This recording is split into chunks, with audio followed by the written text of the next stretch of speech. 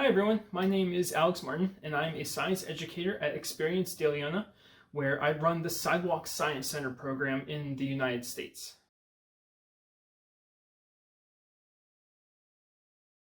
When the Berlin Wall fell on November 9th of 1989, I actually was not born yet.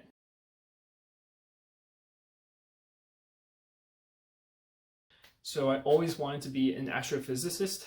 I went to school for physics and math, but I ended up graduating with an English degree, and then I gave my hand at some orbital mechanics, so a bit of space travel related kind of stuff. So I never really completed any sort of astrophysics degree like I always wanted to, but Sidewalk Science Center has actually given me like the flexibility to teach what I want when I want, and a big part of the program now is the telescope nights. And not only are we looking through the telescope, but we're exploring other concepts. People have lots of questions about what they're seeing up there. So it lets me exercise that part of what I always wanted to do when I was a kid.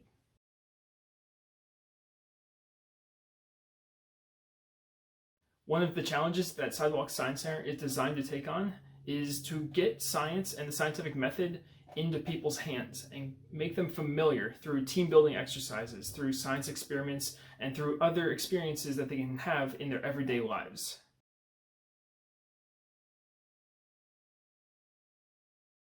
What was the reason I started the Sidewalk Science Center program?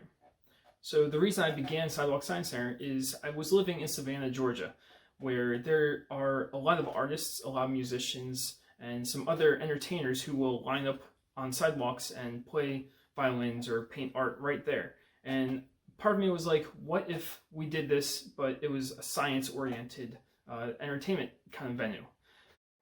So I went and I got a permit, and then I set up a table with a few science experiments on it, and people would stop by and we would perform these short experiments and use the scientific method to observe and then learn about what was actually happening with each experiment.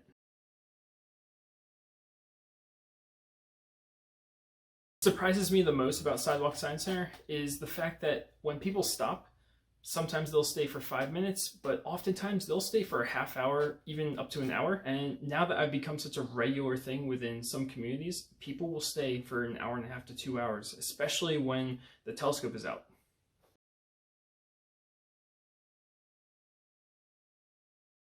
What makes Sidewalk Science Center so unique is the fact that it is so easy to set up, and you can just put it on a sidewalk in a public space and people will just come by and perform the science experiments, or it's a space for them to ask questions that they might not normally get to ask. The other fact is, with how mobile Sidewalk Science Center is, you can pick it up and take it anywhere. I've been to 16 cities on the East Coast and out to Denver, Colorado, all by myself. And it's just a table and a box that we can see right here. Everything fits inside this box for the most part, and you can just take it anywhere you go.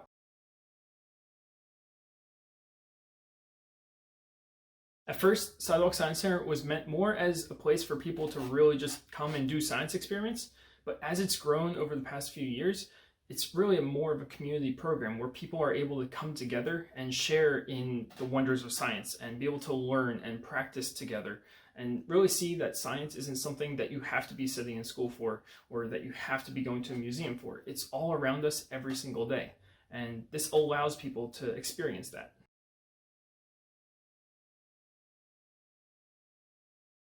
So one of the things that I really want to happen in the future that, now that it's been running for 2 years and I've been able to have this going and really prove the concept that a Sidewalk Science Center can work, I want this running in multiple locations all at the exact same time.